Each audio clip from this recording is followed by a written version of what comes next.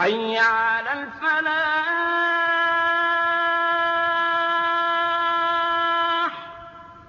بسم اللہ الرحمن الرحیم۔ عزیز ساتھیوں، روزے کا اصل مقصد، ہر کام جو انسان کرتا ہے اس میں دو چیزیں لازمی طور پر ہوا کرتی ہیں۔ ایک چیز تو وہ مقصد ہے جس کے لیے کام کیا جاتا ہے، اور دوسری چیز اس کام کی وہ خاص شکل ہے جو اس مقصد کو حاصل کرنے کے لیے اختیار کی جاتی ہے۔ مثلا کھانا کھانے کے فعل کو لیجئے۔ کھانے سے آپ کا مقصد زندہ رہنا اور جسم کی طاقت کو بحال رکھنا ہے۔ اس مقصد کو حاصل کرنے کی صورت یہ ہے کہ آپ نوالے بناتے ہیں، منہ میں لے جاتے ہیں، دانتوں سے چباتے ہیں اور حلق کے نیچے اتارتے ہیں۔ چونکہ اس مقصد کو حاصل کرنے کے لیے سب سے زیادہ کارگر اور سب سے زیادہ مناسب طریقہ یہی ہو سکتا تھا، اس لیے آپ نے اسی کو اختیار کیا۔ لیکن آپ میں سے ہر شخص جانتا ہے کہ اصل چیز وہ مقصد ہے جس کے لیے کھانا کھایا جاتا ہے، نہ کہ کھانے کے فعل کی یہ صورت۔ اگر کوئی شخص لکڑی کا برادہ یا راکھ یا مٹی لے کر اس کے نوالے بنائے اور منہ میں لے جائیں اور دانتوں سے چبا کر حلق سے نیچے اتار لے، تو آپ اسے کیا کہیں گے؟ یہی نہ کہ اس کا دماغ خراب ہے۔ کیوں؟ اس لیے کہ وہ احمق کھانے کے اصل مقصد کو نہیں سمجھتا، اور اس غلط فہمی میں مبتلا ہے کہ بس فعل خوردن کے ان چاروں ارکان کو ادا کرنے ہی کا نام کھانا کھانا ہے۔ اسی طرح آپ اس شخص کو بھی پاگل قرار دیں گے جو روٹی کھانے کے فوراً ہی حلق میں انگلی ڈال کر قے کر دیتا ہے اور پھر شکایت کرتا ہے کہ روٹی کھانے کے جو فائدے بیان کیے جاتے ہیں وہ مجھے حاصل ہی نہیں ہوتے، بلکہ میں تو الٹا روز بروز دبلا ہوتا جا رہا ہوں اور مر جانے کی نوبت آ گئی ہے۔ یہ احمق اپنی اس کمزوری کا الزام روٹی اور کھانے پہ رکھتا ہے، حالانکہ حماقت اس کی اپنی ہے۔ اس نے اپنی نادانی سے یہ سمجھ لیا کہ کھانے کا فعل جتنے ارکان سے مرکب ہے، بس ان کو ادا کرنے سے ہی زندگی کی طاقت حاصل ہو جاتی ہے۔ اس لیے اس نے سوچا کہ اب روٹی کا بوجھ اپنے معدے میں کیوں رکھوں، کیوں نہ اسے نکال پھینکا جائے تاکہ پیٹ ہلکا ہو جائے۔ کھانے کے ارکان تو میں ویسے ہی ادا کر چکا ہوں۔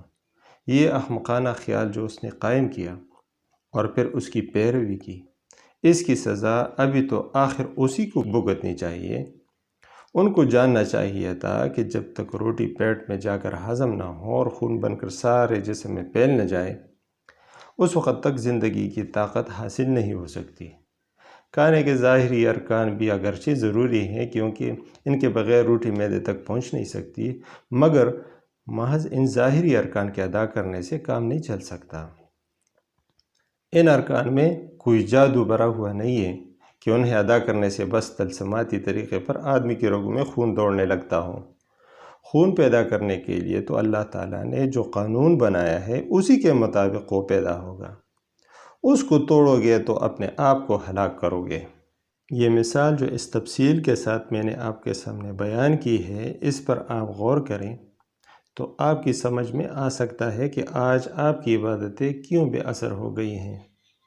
سب سے بڑی غلطی یہی ہے کہ آپ نے نماز، روزے کے ارکان اور ان کی ظاہری صورتوں ہی کو اصل عبادت سمجھ رکھا ہے، اور آپ اس خام خیالی میں مبتلا ہو گئے ہیں کہ جس نے یہ ارکان پوری طرح ادا کر دیے اس نے بس اللہ کی عبادت کر دی۔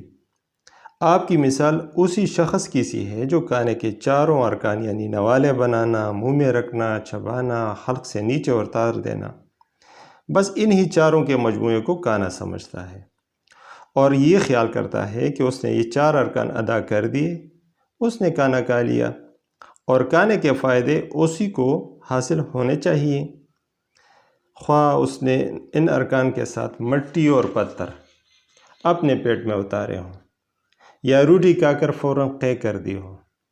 اگر حقیقت میں آپ لوگ اس حماقت میں مبتلا نہیں ہو گئے ہیں تو مجھے بتائیے یہ کیا ماجرا ہے کہ جو روزے دار صبح سے شام تک اللہ کی عبادت میں مشغول ہوتا ہے، وہ عین اس عبادت کی حالت میں جھوٹ کیسے بولتا ہے، غیبت کس طرح کرتا ہے، بات بات پر لڑتا کیوں ہے، اس کی زبان سے گالیاں کیوں نکلتی ہیں، وہ لوگوں کا حق کیسے مار کھاتا ہے، حرام کھانے اور حرام کھلانے کے کام کس طرح کر لیتا ہے، اور پھر یہ سب کام کر کے بھی اپنے نزدیک یہ کیسے سمجھتا ہے کہ میں نے اللہ کی عبادت کی ہے؟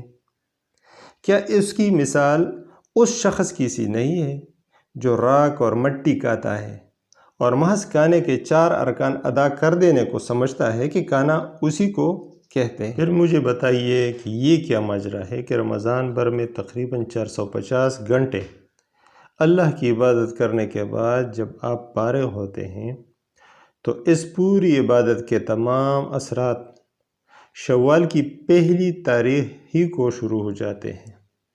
ہندو اپنے تہواروں میں جو کچھ کرتے ہیں وہی سب آپ عید کے زمانے میں کرتے ہیں۔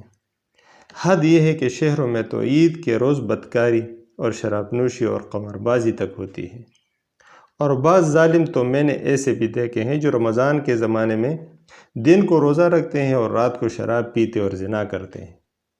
عام مسلمان خدا کے فضل سے اس قدر بگڑے ہوئے تو نہیں ہیں، مگر رمضان ختم ہونے کے بعد آپ میں سے کتنے ایسے ہیں جن کے اندر عید کے دوسرے دن بھی تقوی اور پرہیزگاری کا کوئی اثر باقی رہ جاتا ہے؟